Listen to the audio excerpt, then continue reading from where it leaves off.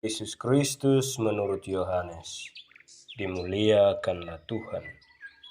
Sekali peristiwa, Yesus mengajar di Yerusalem. Beberapa di antara orang banyak yang mendengarkan perkataan Yesus berkata, "Dia ini benar-benar nabi yang akan datang." Yang lain berkata, "Ia ini Mesias." Tetapi yang lain lagi berkata, "Bukan, Mesias tidak datang dari Galilea. Karena kitab suci mengatakan bahwa Mesias berasal dari keturunan Daud dan dari kampung Betlehem, tempat Daud dahulu tinggal." Maka timbullah pertentangan di antara orang banyak karena Yesus. Beberapa orang di antara mereka mau menangkap dia, tetapi tidak ada seorang pun yang berani menyentuhnya.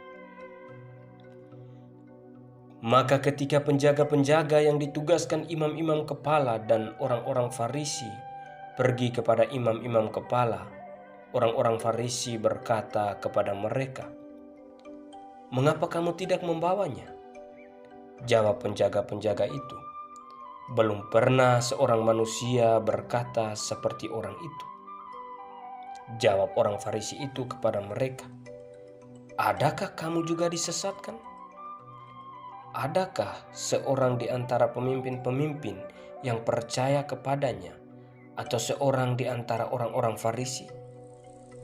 Orang banyak itu tidak mengenal hukum Taurat. Terkutuklah mereka. Nikodemus, seorang dari mereka yang dahulu telah datang kepada Yesus, berkata kepada mereka, "Apakah hukum Taurat kita menghukum seseorang sebelum ia didengar dan sebelum orang mengetahui apa yang telah dibuatnya?" Jawab mereka, "Apakah engkau juga orang Galilea? Selidikilah kitab suci, dan engkau akan tahu bahwa tidak ada nabi yang datang dari Galilea." Lalu mereka pulang masing-masing ke rumahnya. Demikianlah Injil Tuhan. Terpujilah Kristus. Saudara-saudara yang terkasih di dalam Yesus Kristus, kehadiran Yesus di tengah masyarakat Yahudi menimbulkan pertentangan. Ia adalah seorang pribadi yang berwibawa dan mengagumkan.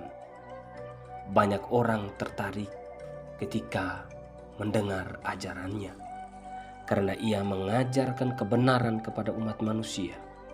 Bagi sebagian orang yang mengalami dan hidup bersama Yesus, menganggap bahwa Yesus adalah seorang nabi. Bahkan banyak yang menganggap dia adalah Mesias. Mereka tidak mempertentangkan dari mana atau datang dari kota mana. Mereka tidak mempertentangkan hal itu, tetapi mereka dengan hati terbuka menerima Yesus. Namun berbeda dengan imam-imam agung dan orang-orang Farisi, sebab bagi mereka Nabi dan Mesias tidak datang dari Galilea, melainkan dari Betlehem dan kota Daud. Kehadiran Yesus di tengah-tengah mereka menjadi ancaman bagi mereka. Sudah saatnya Yesus ditangkap dan diadili oleh orang-orang Farisi dan ahli-ahli Taurat.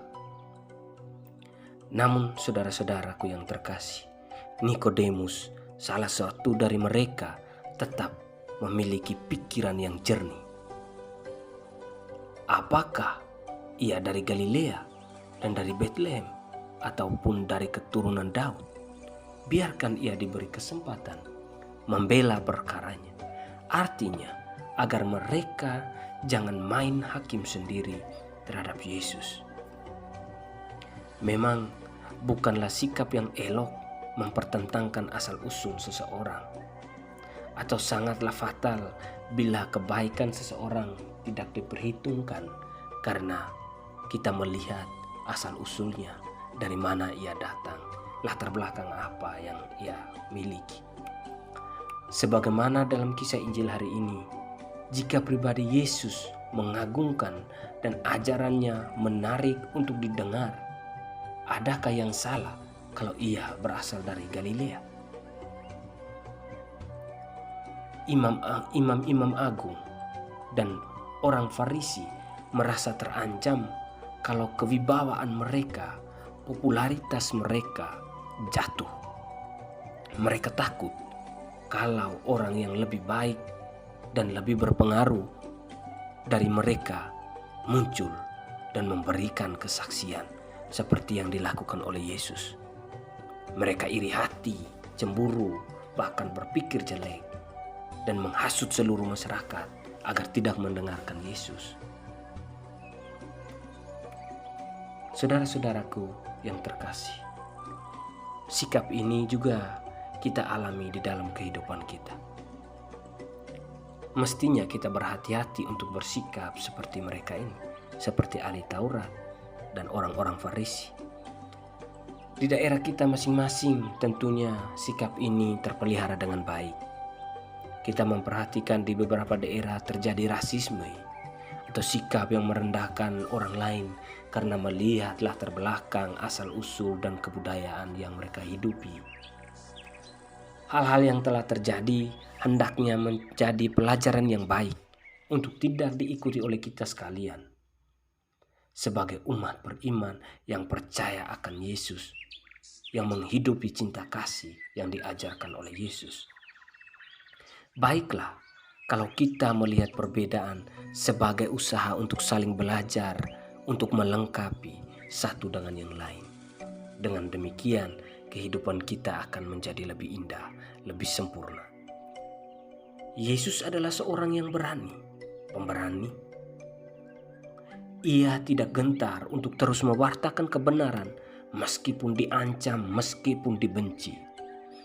Keteguhan imannya untuk mewartakan kebenaran menjadi semangat kita juga. Untuk menyampaikan suara kenabian, seorang membutuhkan keteguhan iman. Iman yang kokoh, keyakinan yang teguh.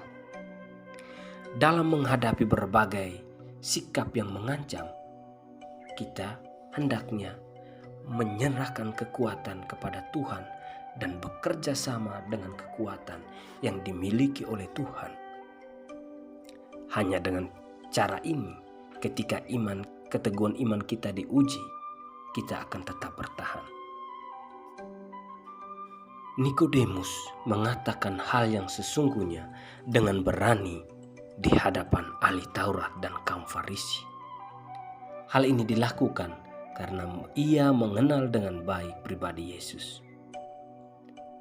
Iman kita akan menjadi kokoh kuat apabila kita mengenal dengan baik pribadi Yesus, hidup dan mengalami bersama dalam setiap pengalaman hidup kita. Semoga kita tidak mempertentangkan kehadiran Yesus di hidup kita dan kita menerima Dia dan mau hidup bersama dengan Dia. Amin.